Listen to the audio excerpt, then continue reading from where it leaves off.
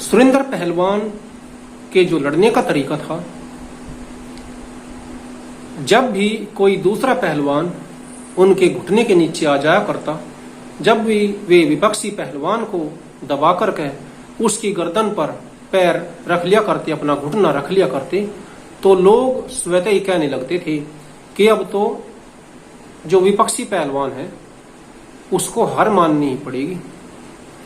कई बार रेफरी यदि उस पहलवान को छुटवा भी देते कि अब बच जाएगा, तो सुरेंद्र पहलवान कोई ऐसा मौका नहीं जाने देता और दोबारा से उसी गर्दन पे फिर घुटना रख लिया करता, यह दिखाने के लिए कि नहीं, मेरे चंगुल से छूटना इतना आसान नहीं है। सुरेंद्र पहलवान कई बार समय देकर के विपक्षी पहलवान को चित कर दिया करते थे। एक तरह से माना जाता था कि यदि सुरेंद्रनाथ पहलवान ने विपक्षी पहलवान की गर्दन पर घुटना रख लिया तो अब विपक्षी पहलवान को चित होना ही पड़ेगा, और उसे चित अक्सर होना ही पड़ता था। सुरेंद्र पहलवान के घुटने में बहुत ही ताकत थी, एक तरह से कुदरती उनको वरदान था। जब भी सुरेंद्र पहलवान लड़ते थे और उनका घुटना किसी पहलवान की गर्दन पर आ जाया करता, तो एक तरह से सुरेंद्र पहलवान जी पूरे शरीर की ताकत अपने घुटने के द्वारा उस पहलवान के ऊपर लगा दिया करते थे। उस ताकत से बचना और उनके घुटने के नीचे से निकलना इतना आसान नहीं होता था। सुरेंद्र पहलवान जी एक बहुत ही कर्तव्यनिष्ठ, निष्ठावान और समय के पाबंद पहलवानों में से एक रहे हैं।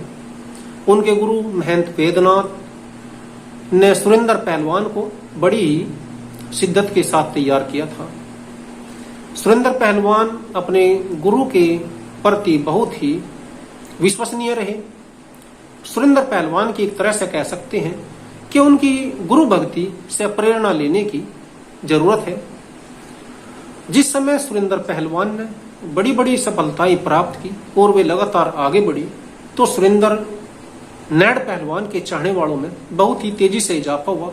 बहुत सारे कोच और खलीफा उन्हें अपने पास ले जाना चाहते थे, अपने अखाड़ों में ले जाना चाहते थे।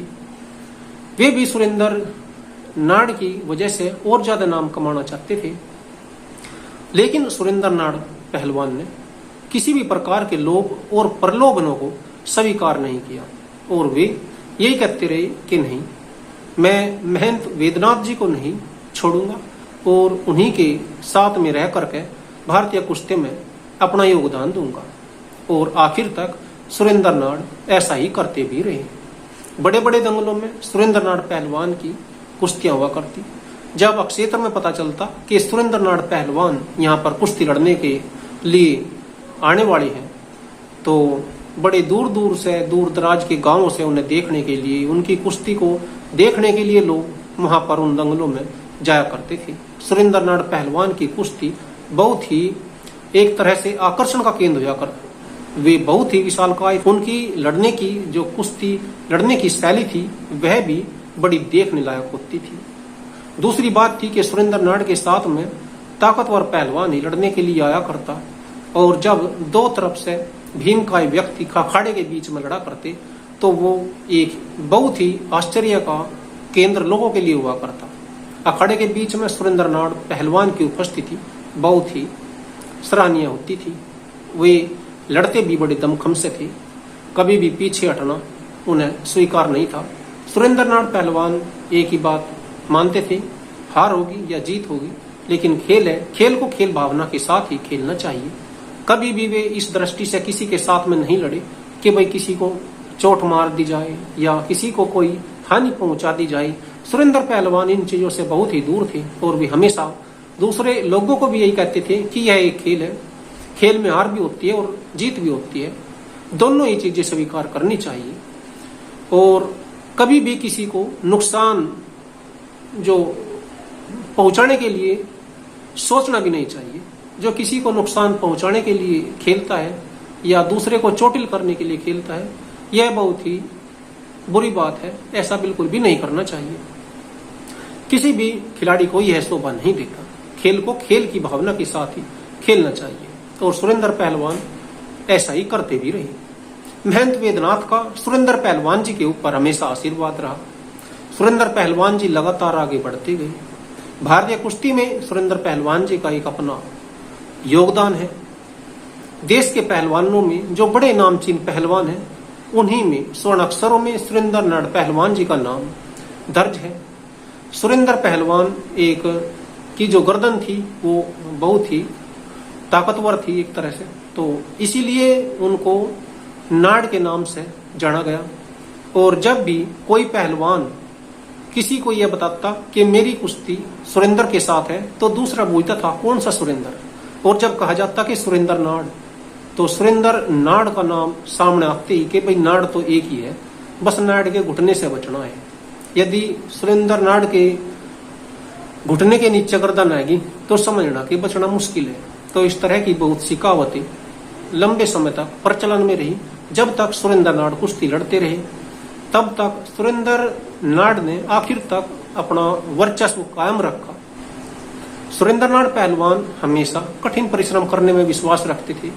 वे कहते हैं कि लगातार परिश्रम सफलता की कुंजी होता है, लेकिन कठिन परिश्रम का महत्व भी तब है जब वह लंबे समय तक किया गया हो।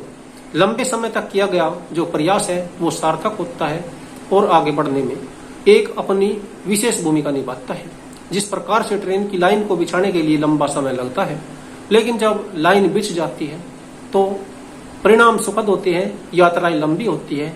इसी प्रकार से कम समय में सफलताएं उतनी अच्छी तरीके से प्राप्त नहीं की जा सकती जितने अच्छी तरीके से लगातार लंबे समय तक परिश्रम करने से प्राप्त की जा सकती है। सुरेंद्र नाड़ पहलवान आज के युवाओं के लिए प्रेरणा का स्रोत हैं और रहेंगे। सुरेंद्र नाड़ जैसे पहलवान बहुत ही कम देखने को मिलते हैं, और जब मिलते हैं तो उनका एक अपना वर्चस्व होता है। इस तरह के लोग दूसरों को प्रेरणा देने के लिए अक्सर दुनिया में हमें देखने को मिलते हैं। आज के युवाओं को सुरेंद्र नाड़ की गुरु भक्ति से भी प्रेरणा लेने की जरूरत है, उनकी मेहनत से भी प्रेरणा लेने की जरूरत है। वर्तमान समय में सुरेंद्र नाड़ पहलवान जी भिवानी में जो रोड गया है लोहारों की तरफ, तो वहीं पर एक अपना बहुत ही अच्छा अखाड़ा चलाते हैं, और वहीं पर बच्चों को वे जो उन्होंने अपने गुरु महंत वेदनाथ जी से सीखा है वो शिक्षा देते हैं, और नए पहलवानों को तैयार करने का काम वर्तमान समय में सुरेंद्र नाड़ पहलवान जी कर रहे हैं। उनके अखाड़े में सभी प्रकार की सुख सुविधाएं मौजूद है। बच्चों के रहने के लिए भी व्यवस्थाएं हैं, खाने पीने की भी व्यवस्थाएं हैं, और भी बहुत सारी योजनाएं हैं सुरेंद्र नाड़ पहलवान जी की, जो वे लगातार उनको आगे बढ़ा रहे हैं। भगवान से यही प्रार्थना है कि सुरेंद्र नाड़ पहलवान जी की जो ख्वाहिशें हैं, जो बाकी बची हुई इच्छाएं, वे सब पूरी हो। उनके द्वारा तैयार किए गए बच्चे भी उन्हीं की तरह नाम कमाए, देश के लिए दूसरे देशों से मेडल जीत कर लाए और तिरंगे का सम्मान बढ़ाए।